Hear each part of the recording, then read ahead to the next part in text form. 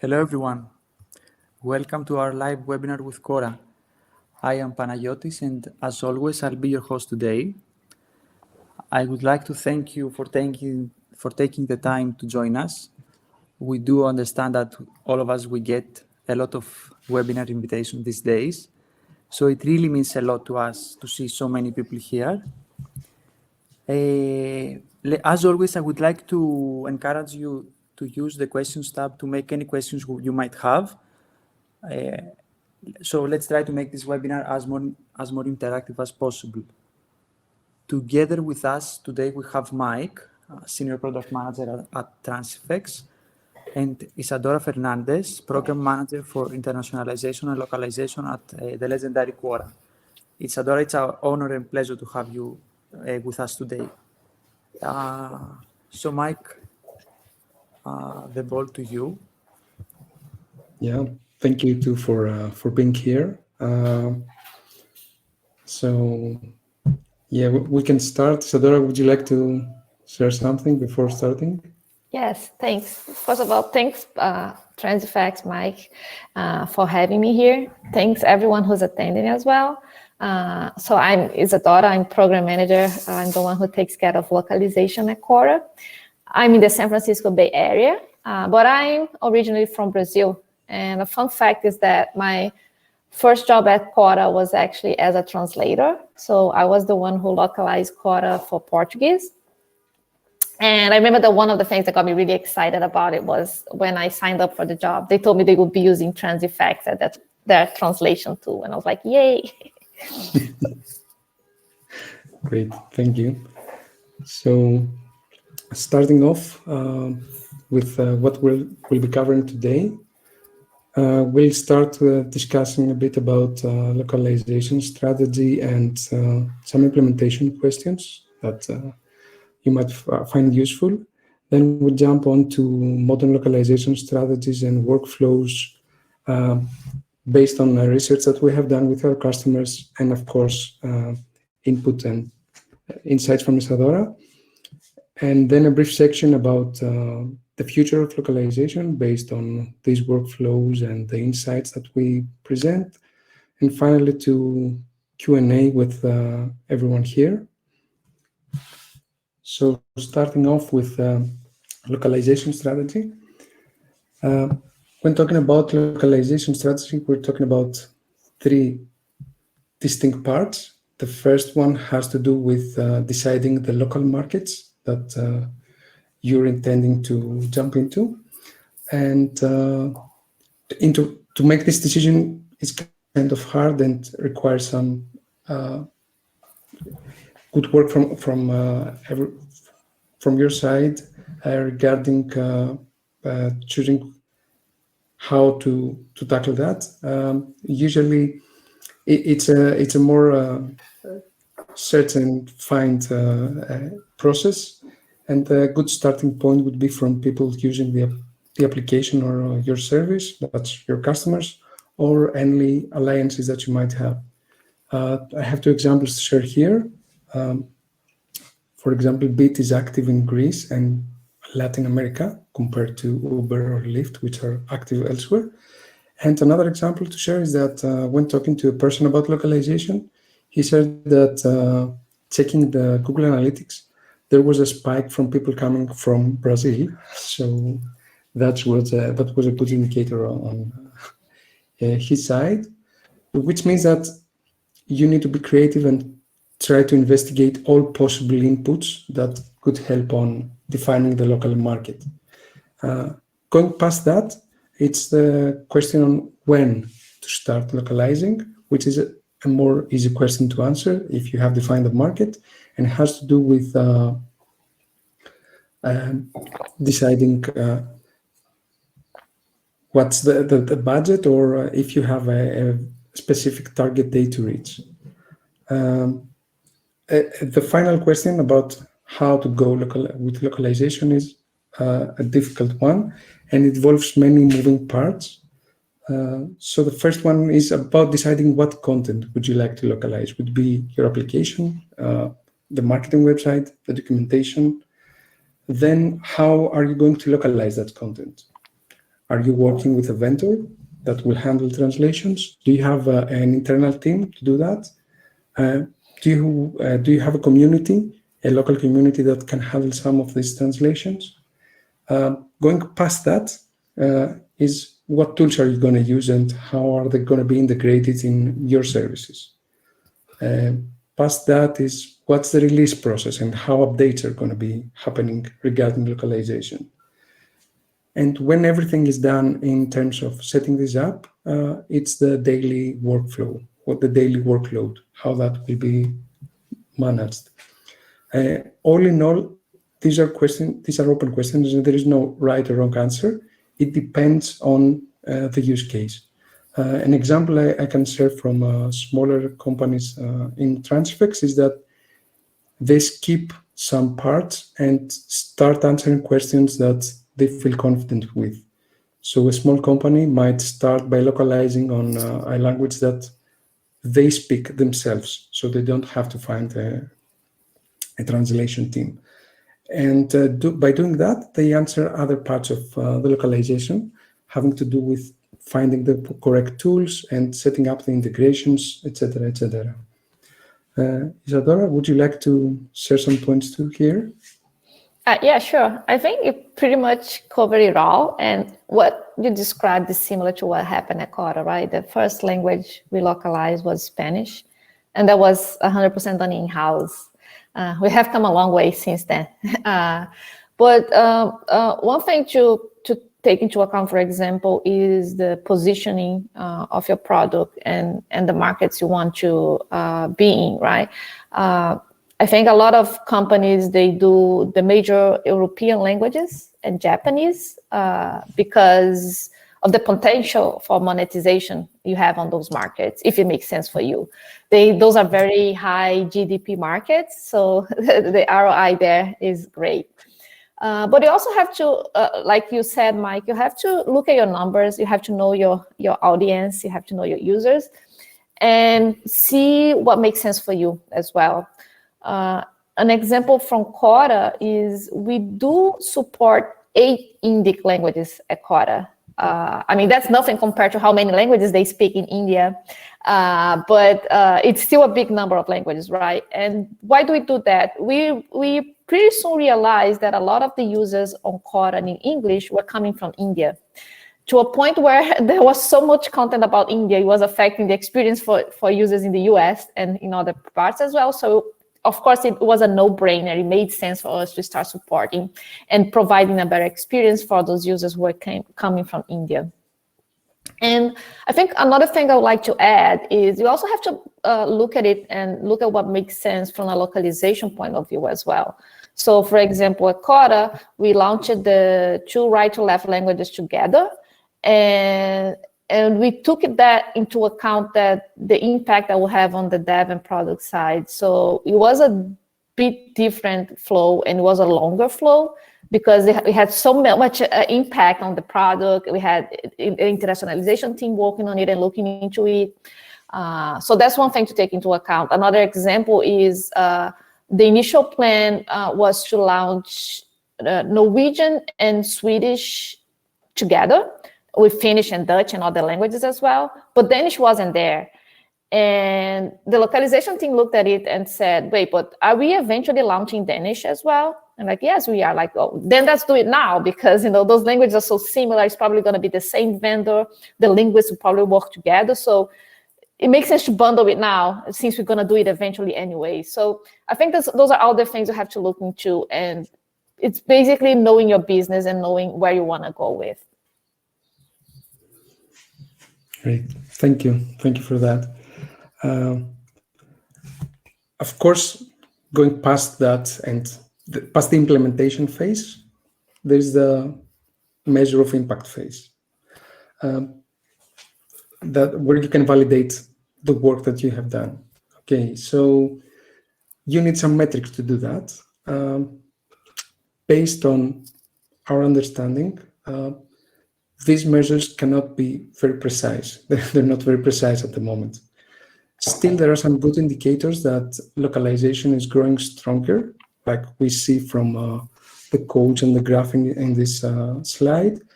And is here to stay. I don't have many things more to add other than what's added on what you can see here, but I think Isadora can help us a lot with some more insights here. Yeah. Localization has a big impact on Quora, and let me explain why. So I know this is a commonplace nowadays. Everybody says that, but Quora really is both mission and data driven. That's one of the reasons why I love the company. So we really mission driven, and when you look at Quora's mission is to share and grow the world knowledge. So that's an obvious impact for localization, right? That knowledge does not exist only in English.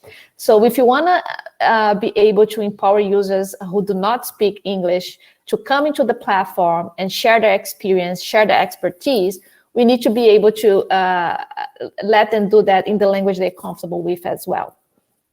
It's like what they say, the next billion users, they do not speak English, right? And it's more even than the language. I mean, they won't be accessing the internet the same way the first billion did, which was mainly using PCs. They will all be mobile. So that's something to take into account as well. You have to know how to cater to that audience. And about being data-driven, so my background is journalism, and I used to be a translator as well, so I love words, but I also love numbers, and I know my numbers by heart. At Quora, I know my localization numbers by heart. I know how many words we send in for translation at any given time. I know the cost of doing that. I know if we're meeting our SLAs. I know if we're keeping up with quality. I have a dashboard that I can look at and know the status and the health of all of that at a glance. Anyone at the company can look at that and know the status and the health of localization at a glance. And that's important because by tracking all that, you can identify trends, good or bad, right? And you can act then as soon as possible as well. And if you're thinking about ROI, when you're tracking all of that, it also helps you identifying opportunities to make localization more efficient. An example is when Quora launched the first language outside of English, Spanish, in 2016. It took over 1 year to launch that language. Fast forward 3 years later, 2019, we had an amazing internationalization team. Those guys are a legend, who came in. So we had improvements in tooling. We started using Transifex, improvements in the workflow, in the processes, in the API, in tracking as well, all that data. And we were launching 8 languages in less than 6 months. So you can see how much progress we made there. Great. Thank you. And moving on to parts that you have covered already in terms of workflow and how that evolved, I would like to highlight these 5 bullets here. Yeah, 5 bullets here regarding workflows to deliver global content. So the first one has to do with choosing what content you want to localize. Okay, we've shared already what that involves. Things that we haven't shared is, and you need to answer here, refer to changes needed in the code or your application in order to facilitate localization, making that content available using the API or a tool that Isadora has already covered to deliver those translations. And the second bullet is all about the translation team handling that localization. And again, we have shared already 3 or 4 different types where you can do that, either within a internal team, event, or a community, or in combination of those.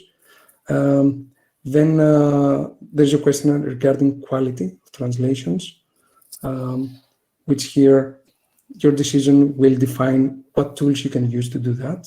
So will you be using machine translation? Will your translation team need context? How much context would that be? Would an image suffice? Would you need a glossary? or any other vocabulary to help you on that. Besides tools, we're also talking about people. So will you need a language specialist when you're entering a new market, a new local market? The bullet about leveraging existing localization, here we're talking about the pool of translations that are accumulated the more you translate. This is a translation memory. And the only option that might make some sense here is whether you're using a single common pool for all the content that you're localizing, or you need a separate pool, for example, one for the application. And because the marketing website has different wording, different messaging, you need a different one. And finally, the last bullet has to do with how are you going to make that content available? Will it be when everything is completely translated? Will you work on iterations? And again, having these answers and having these in your mind early on might help you. And as said before, there is no right or wrong answer, and this adjusts in your localization journey and how you mature doing localization. And I would like to pass it on to Isadora to share some more input here.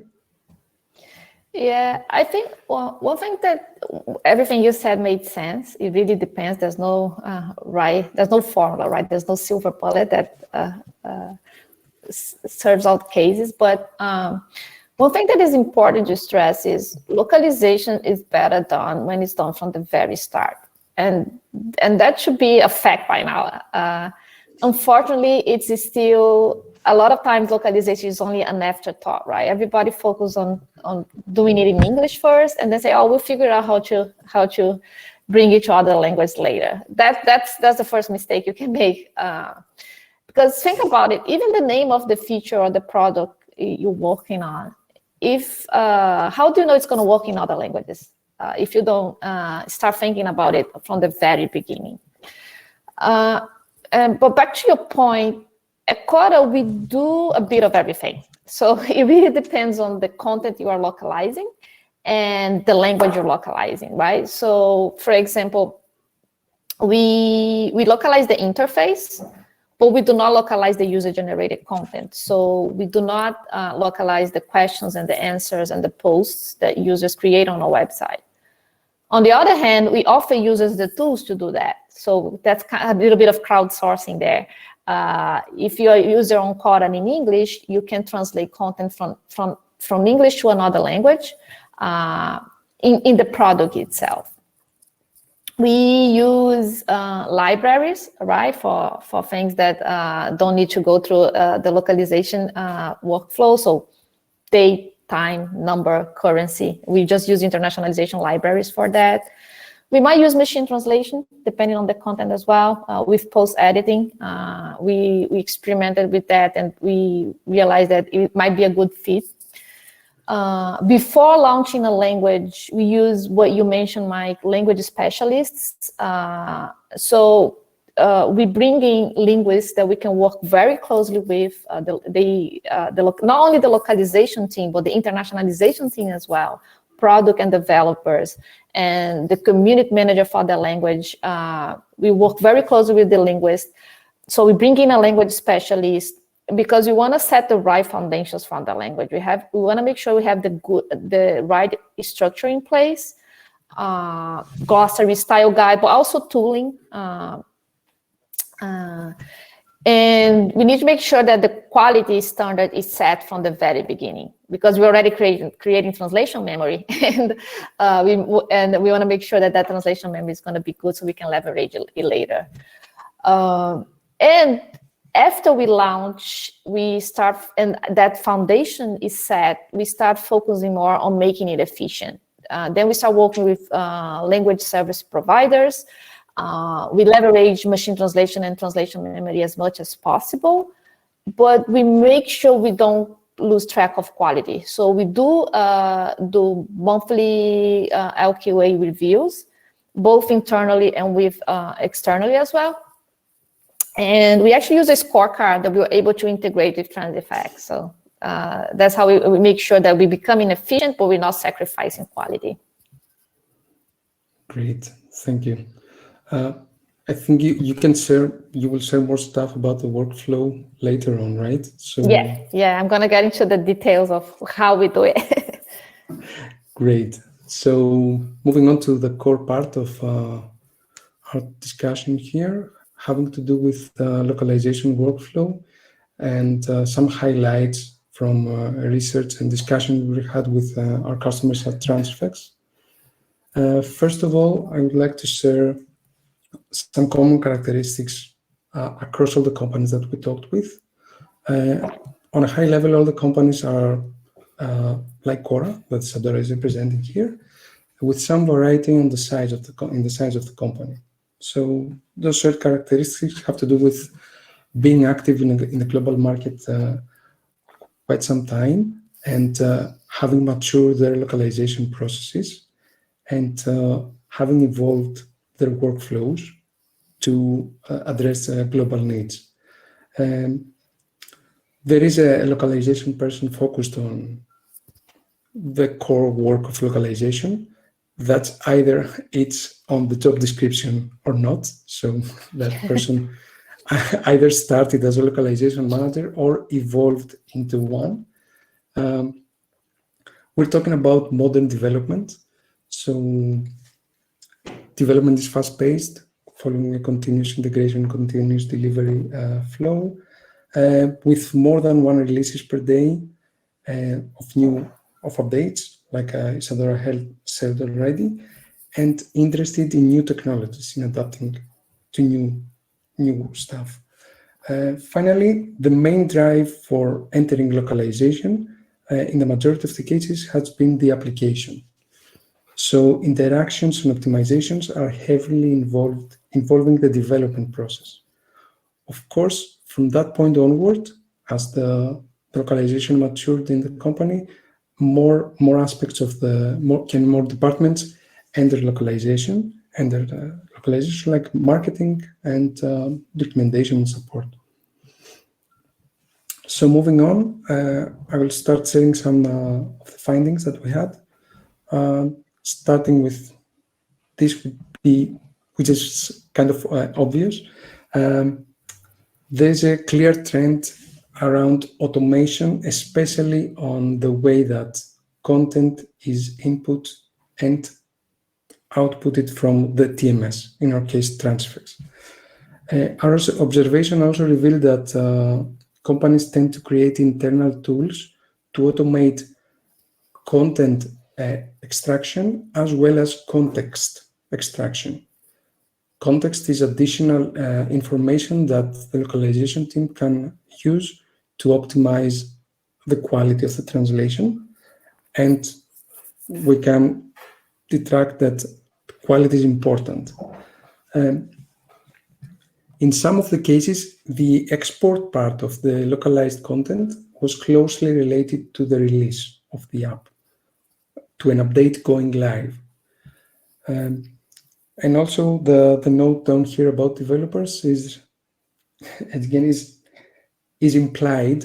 It's since most of the workflows we saw had to do with automation on the input and output of content, it means that any other alternative would require a lot more work from the developer side, and we end up to this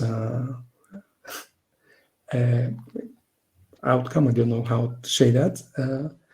So developers don't want to spend their time on localization and managing content for localization, and would rather spend it somewhere else.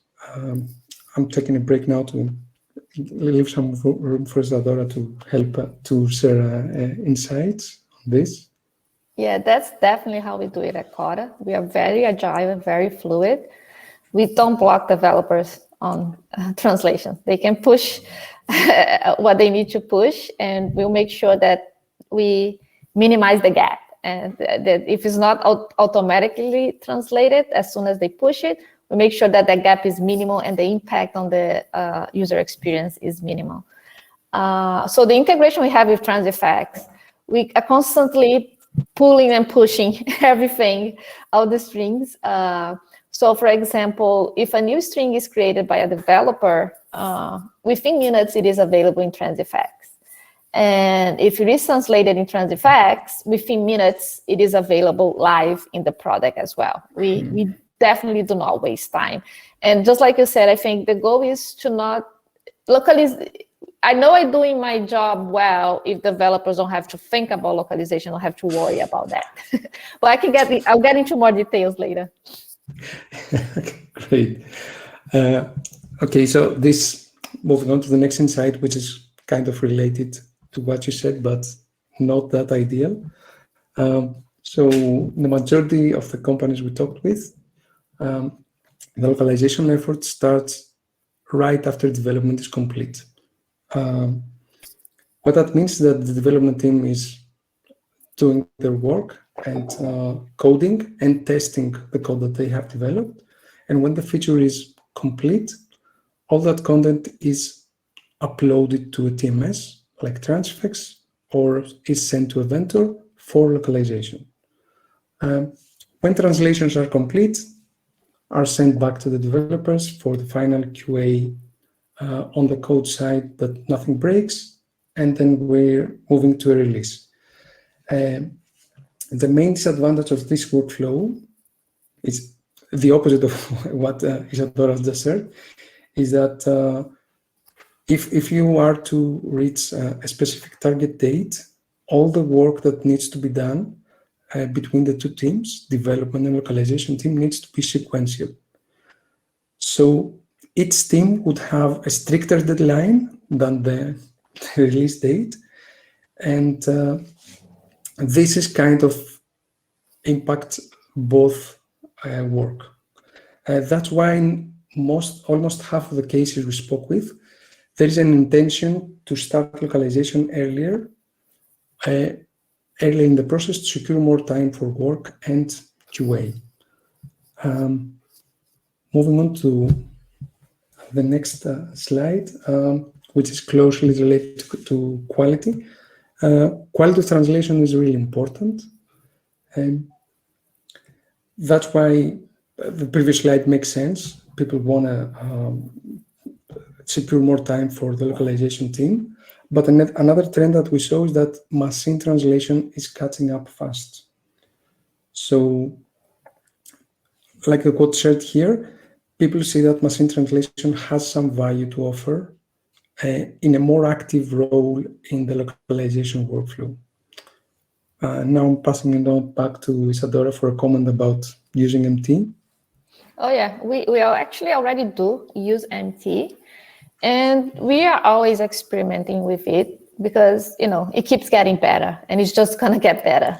And when it's not good enough, we use MET and we use post editing. So we still leveraging it somehow in the workflow. I think in the end, it really depends on the type of content you are translating, the language you're translating, and the engine you're using, right? So it's when you're deciding whether or not to use MT and how to use it, I think you have to take all of that into account.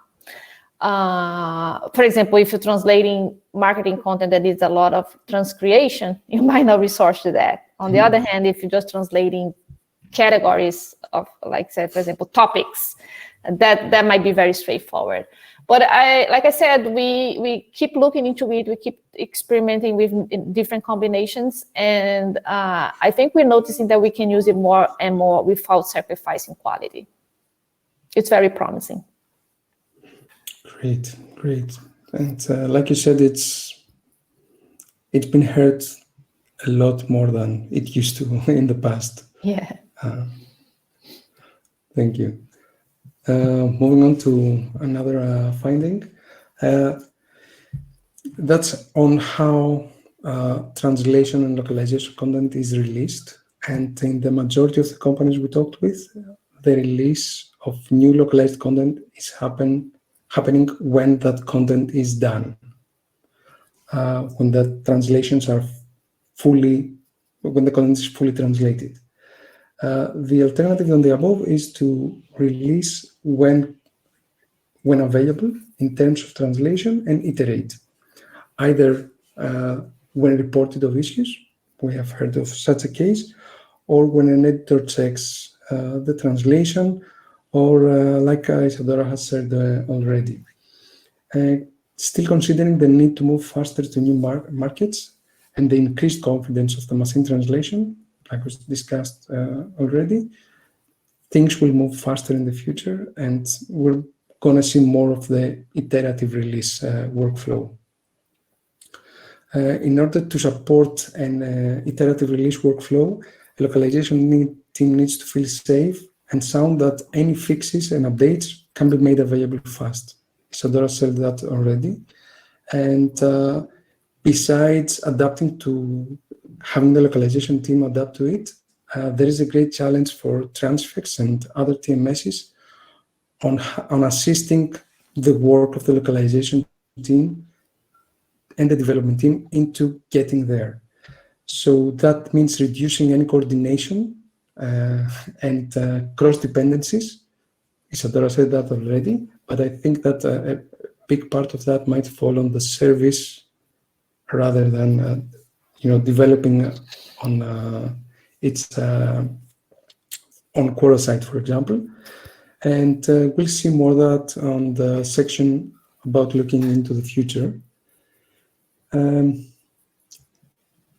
this point, we're done with the insight that we've seen, and we're moving on to setting 3 workflows, 2 from our research and Isadora's workflow with Quora. So starting off with the collaboration workflow, like we said before, in this workflow, developers fully develop the feature and QA test it, and when everything is done, content is uploaded to Transifex, and then we have developers and designers joining Transifex to add more context, either in the form of screenshots or tags or instructions. And when they're done, the translation team takes over to translate the content, and when 100% translated reviewers come in to review, and when the review is done, the content is automatically sent for the final QA for any breaks, and we move on to a release. This is not that flexible, as you can see. Moving on to a bit more flexible workflow, which is the continuous workflow. In this case, the process starts from the design phase, so designers and product people cooperating over mockups to finalize both the design as well as the copywriting. And when that is done, developers jump in and create a separate file to add the key and the content itself. And using that file, they start the development. They send to the translation management system when ready, and they release daily. So whatever new translations are available, they are released on a daily basis. And in our discussion with that customer, they said that they would like to allow additions on the file, on the helper file, the YAML file, in parallel with development. So all in all, you can see that there is the intention into shifting to something more continuous. And with that said, I'm passing now to Isadora to share the complete workflow. Yeah, so just a note, we might use the more waterfall workflow, for example, contents like legal terms of service, right? We might be very strict with that. It's sensitive content we want, but for the interface, for the platform itself, for the app, we don't block developers. Like I said, we are very agile and fluid. We do educate them, right? So they have to be aware of the importance of localization and internationalization, and they have to know that when they're working on the product, they have to keep that in mind and optimize for that, so that when they push something new in English, we, the localization team, will be ready to get it translated into the 23 languages we support as soon as possible. But at Quora, that velocity is very important. And we do our best to not sacrifice that velocity at all. So, like I said, we don't block them. And we're constantly pushing new things live. And it all goes out in English. So in theory, there will always be a gap. The localization team role and goal is to make sure that that gap is as minimal as possible. Or sometimes it might not be there as well. Like, for example, when you have a 100% or 110% match, and it can just go automatically translated. But ideally, localization, like I said before, should happen without the developers having to think about it, right? But we do have all sorts of validations in place and automated checks and balances in place to make sure that this continuous workflow, that this fluid workflow, that things are happening fast, but we're not sacrificing quality and we're not having a negative impact on the user experience. So one example of those checks we have in place, and it's all automated, is when we send the strings for translation, we prioritize them based on how much they are being seen in the product. So when I'm the translator for Portuguese, I open Transifex and I start working on my interface strings for Quora on that day. What I see at the top of my list is what the users are seeing most in the product. So what I see at the bottom of my list is a string that might be very hidden and the users are not seeing that much. So that's the first thing we do, right? And if something's being seen a lot, we escalate that and we get it translated as soon as possible. So that's one of the checks and balances we have in place, and it's all automated. We keep vendors on top of the SLA for the interface strings, and that's actually between 12 and 24 hours at the moment. So it's really fast. And it's important to be able to track that and keep that pace going. We consistently keep track of quality as well. I also have a dashboard for quality where I can see all the issues that are being logged in Transifex, and I can see if a language is trending positively or negatively in that sense. Like if there's a lot of issues being created for Japanese, I might want to step in and say, whoa, what's going on here? Let's take a look at this. Maybe slow down a little bit and pay more attention to quality. We do have checks and automated checks in place when after the string is translated, right? So for example, interface strings that are more complex, that have parameters or variables. After they are translated, we check them. So we guarantee that the translator did not break the string template structure when translating, and that they didn't remove any parameters. We do that during the translation as well in the Transifex editor itself, but also after it is translated when we grabbing those translations on our end. So like I said before, we really keep track of everything. We're really data-driven. I have localization dashes where I can see all of that at a glance, and we do not block developers. But in order to automate that workflow, we have a lot of checks and balances in place before, during, and after translation.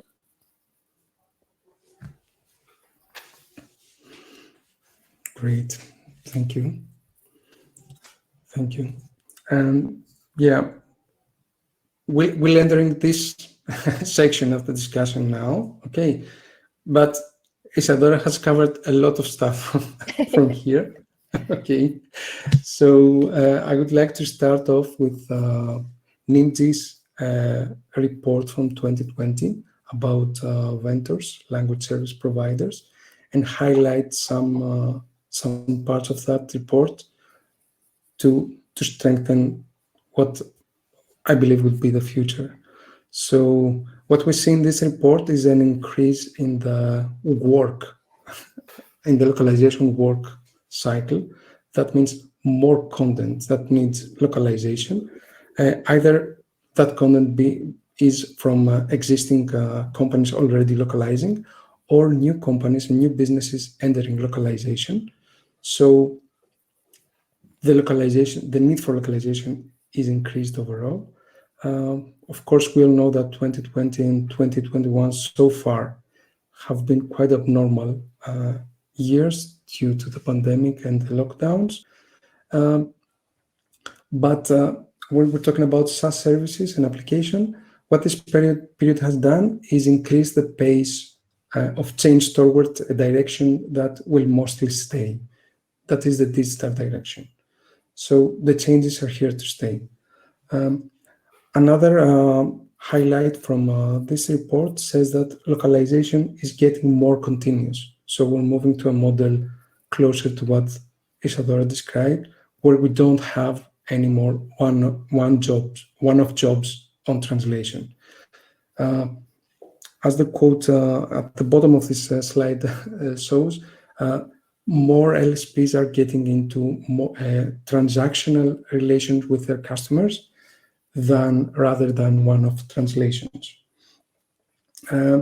So as localization is embedded deeper in the development cycle, it needs to adapt to the development flow. And that flow is continuous. So that's what we see here. Isadora, would you like to share any remarks on this slide or your experience in general on localization, working in localization industry? I think the future is all about automation, but it needs to be a smart automation, and it needs to be smart so it can be flexible. I always say that in an ideal world, as a localization PM, an ideal workflow for me would be that when a new content is created in the source language, we should automatically detect it, like, well, new string. And then we should run it through all the possibilities in a very smart way, right? So for example, first things like, okay, new string of text here. Let's see what language, English. Okay, do we have translations for this already? We do. Are they 100%, 110% match? Yeah, okay, problem solved. That's what we're gonna use. That's the best solution. What if you don't have translations for that already? That flow, that tooling should be automated and smart enough to come up with the next best option, right? And that will depend again on the type of content and on the language. It might be that a 90% match from the translation memory is good enough, depending on the type of content, and we might decide to go with that. It might be that machine translation is good enough. And even if you don't have a translation, if we detect that we don't have a good enough translation, we resource to machine translation. If we detect the machine translation is not very good for the language, we might resource to machine translation plus post-editing. It might be the best option is just to show it in English until we have something else in place.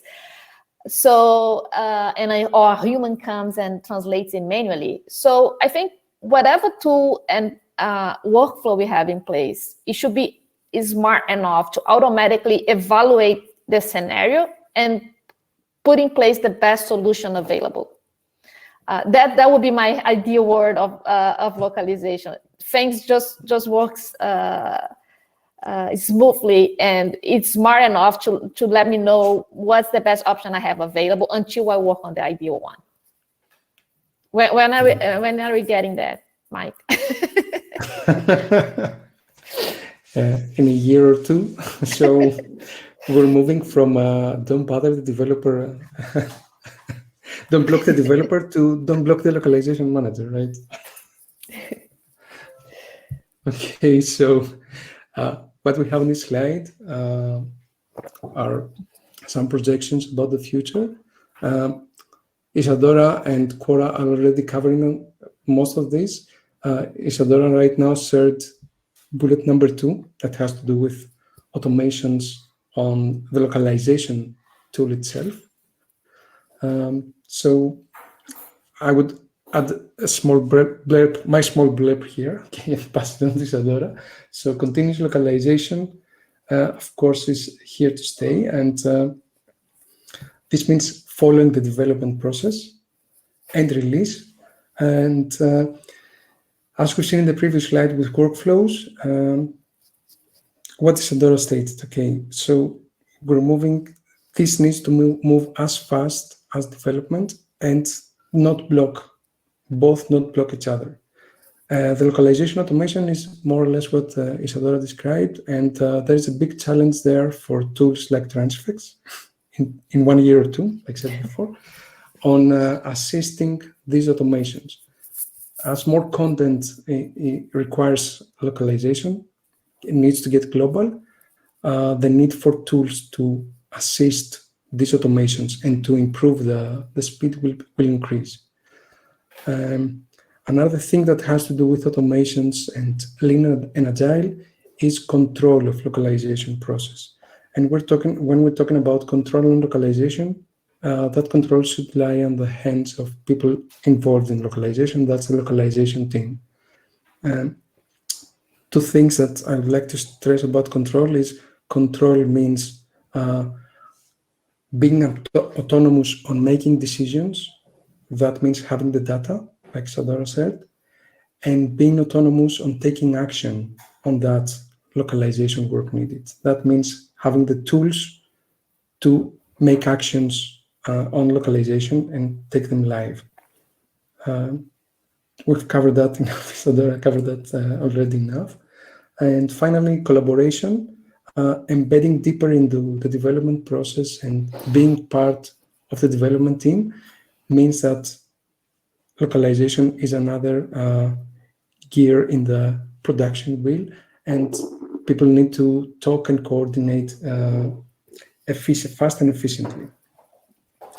At this point, I would like to share that Transifex, we have started an effort towards that future. That's what we call Transifex Native, which is minimizing the involvement of the development team in localization-related processes, while it optimizes the control that the localization team needs over global content. I would be happy sharing more about Transifex Native, and you can also explore some of the resources already available on that matter.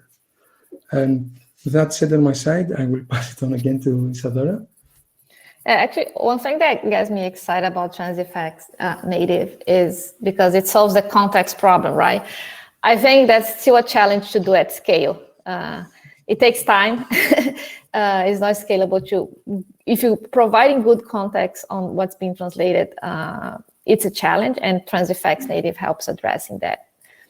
I also think that, like you said, I think being able to combine different translation flows into the same workflow and tool is important as well.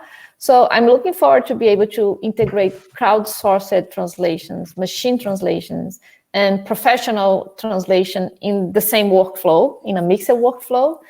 I think I'm excited to experiment with that. I believe we might end up with different combinations, again, depending on the language and the type of content. But I believe that's very promising as well, this very mixed type of collaboration. Great. I'm really tempted to start an exploratory discussion here, but I will stop. One final thing I wanted to share here is introduce the definition of high availability localization as shared in Born to be Global blog by Natalie Kelly. I believe this article encapsulates very well what a continuous process includes. So that would be a closing note for the discussion here. So this was what we had to share. We can jump on to Q&A.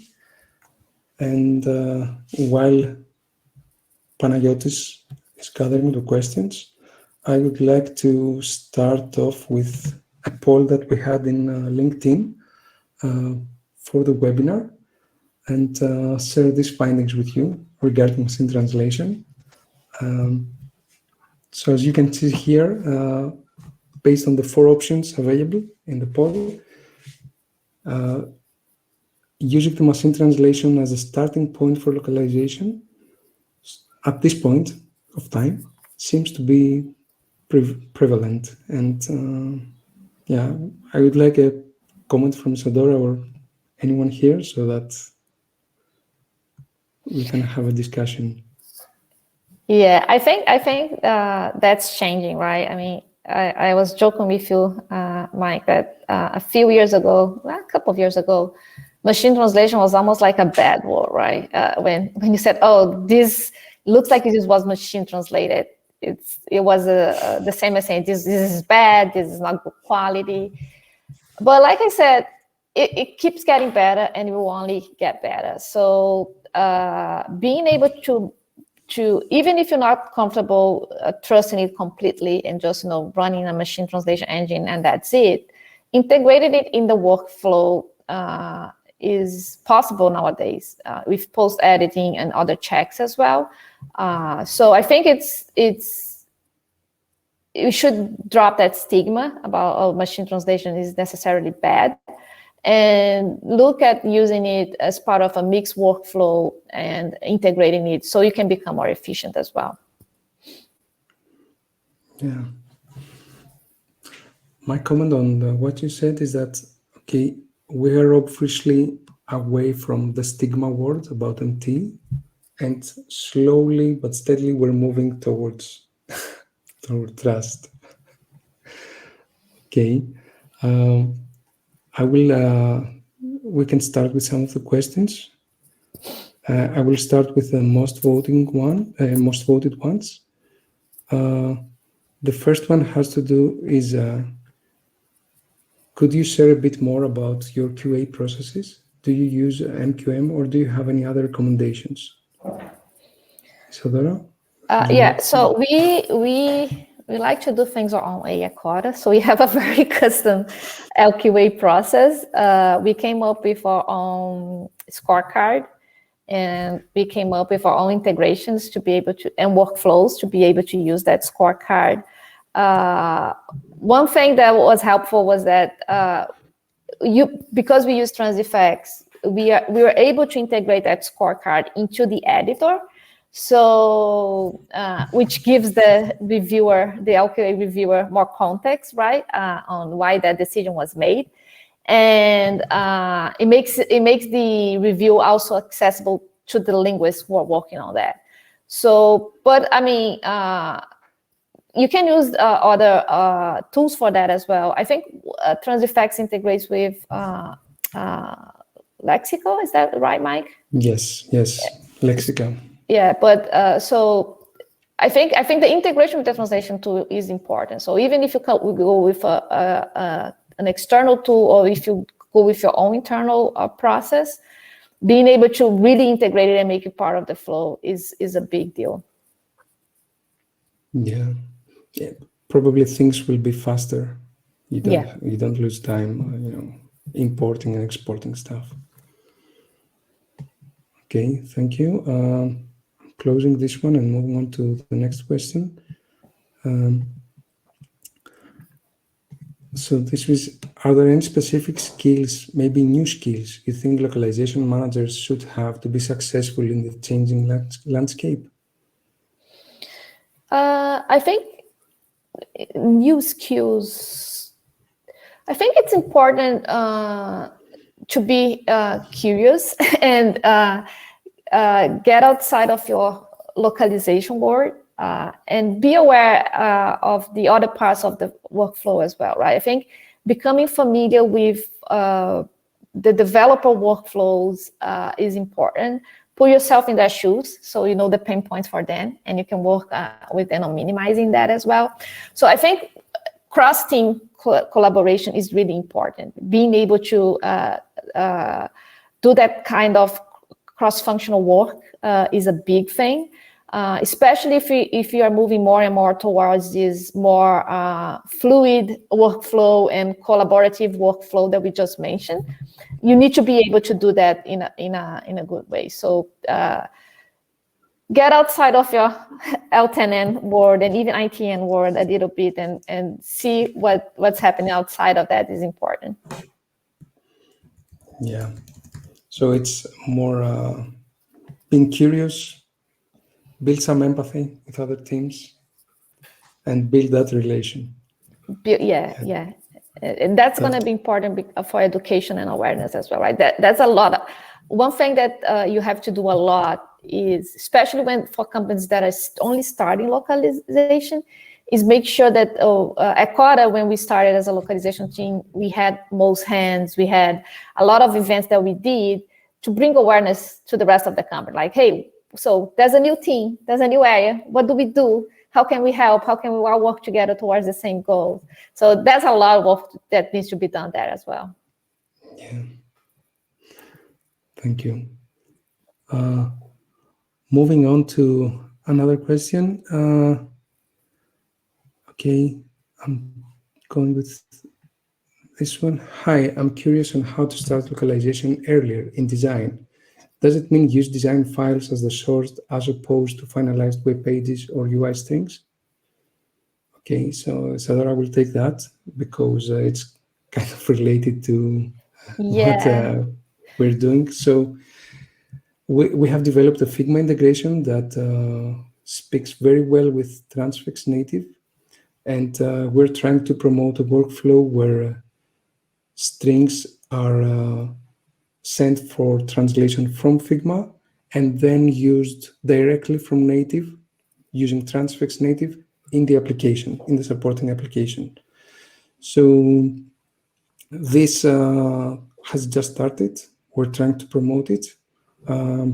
We have released a couple of blog posts about it, and we're trying to coordinate with some of our customers into working, actively working on that, such a workflow. So ideally, that would work. The amount of empathy needed on this case is great because we're involving more teams in that process. That's the designers. And there is a certain amount of education that needs to be done because if those strings are to be used, they need to have a key that makes sense, apart from context for the translation. Translators, you need to have a key that makes sense for the developers as well. But yeah, it's something that we're actively onto. I hope that answers the question. Isadora, would you like to add anything? Is it something that you might be considering? Yeah, we design at Quora is it's more on iterations, right? So we don't have that process where you design it first, then you build it in the code, and then you launch. It's very, like I said, it's really agile. But one thing that's important is that, like I said, that education and that awareness. So that's when I mean having localization not as an afterthought, but early on in the process, is that when the developer is creating something, they are aware of that, right? So like I said before, if they are introducing new terminology in the product, if they want us to translate that as soon as possible, if they already know they will be creating a new term, they should work with us to make sure that that term is added to the glossary. So when they push the strings with that term, we are ready to translate it into all the 23 languages because we already added it to the glossary. We already worked with the linguists and the community managers to come up with the right translations for that, and so on. Or when they are creating something with, let's say, currency, right? They have to think ahead and remember that we are in a lot of other countries as well.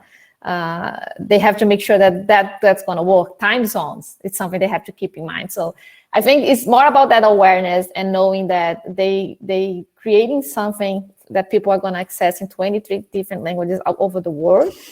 And if they have that in mind from the very beginning, my work is going to be very easy down the line. Agree. Yeah. Thank you. Moving on to another question. This is for you. If you publish new strings right away and simultaneously pushing them to Transifex, these strings will be shown in English in all other languages until translations are available. Is that right? Yes, and I'm always playing catch.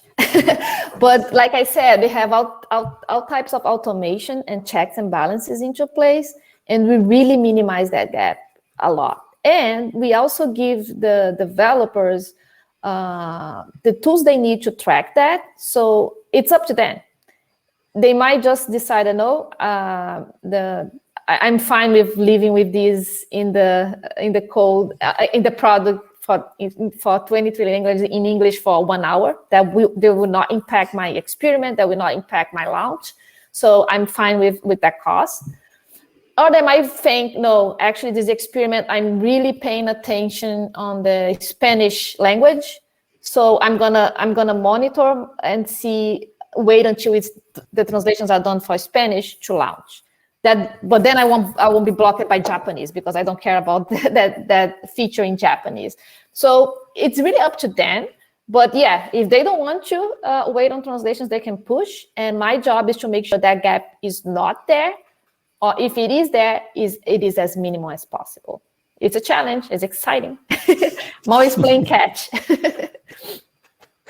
Okay, thank you. Moving on to another question. When do you use MT? How many steps do you do? Do you always do MT and post-edit and proofread?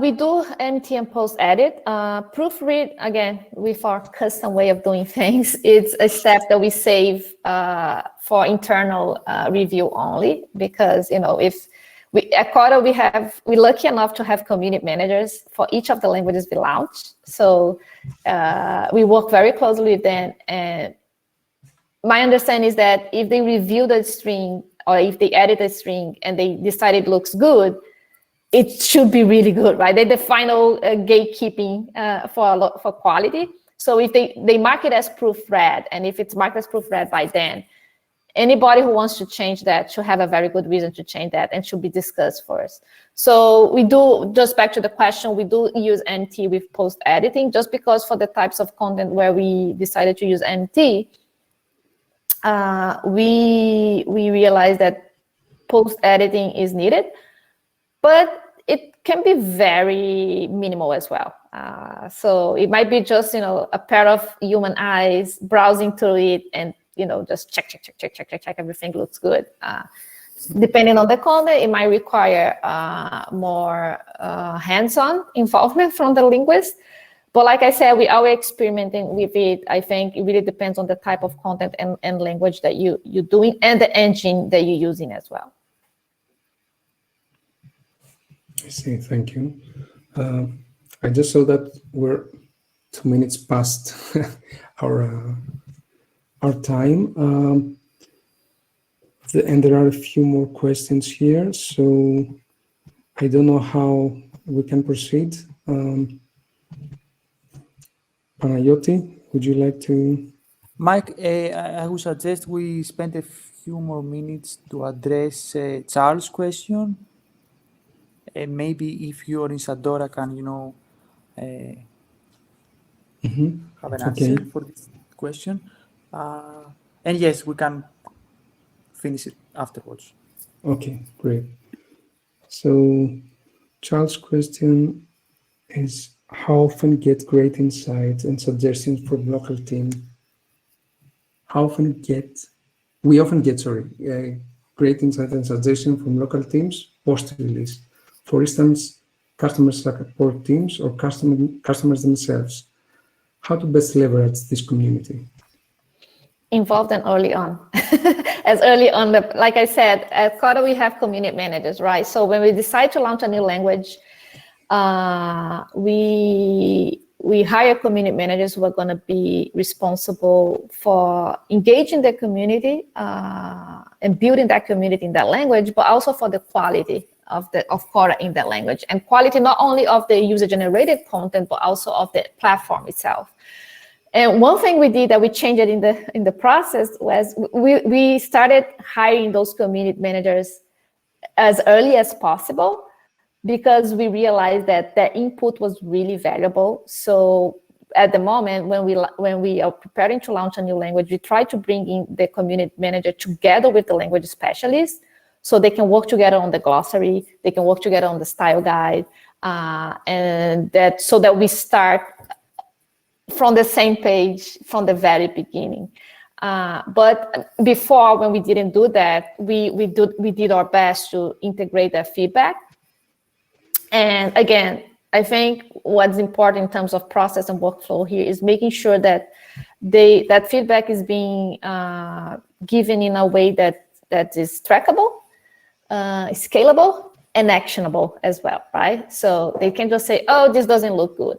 There's not much I can do with that. But if you can point me to the issues and how I can deal with that, that might be something I can address. So, and we also integrate that feedback into the LQA cycle, and we have our own internal LQA review as well, and they can provide that feedback, and we work with the vendors on addressing it using the scorecard. Great. It reads collaboration all over the place. It has to be. Yeah, it's the most efficient way to do it. Agree. Okay. I think that's it. Panayoti, back to you. Yeah. Thank you on my side. Thank you, Mike. Thank you, Sadora. It's been very interesting to hear you both. And of course, I would like once again to thank all of our attendees. And as a note, we will send you the replay of this webinar, I believe, by tomorrow. So thank you all, and hope to see you soon.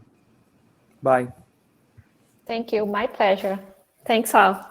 Thank you. Bye.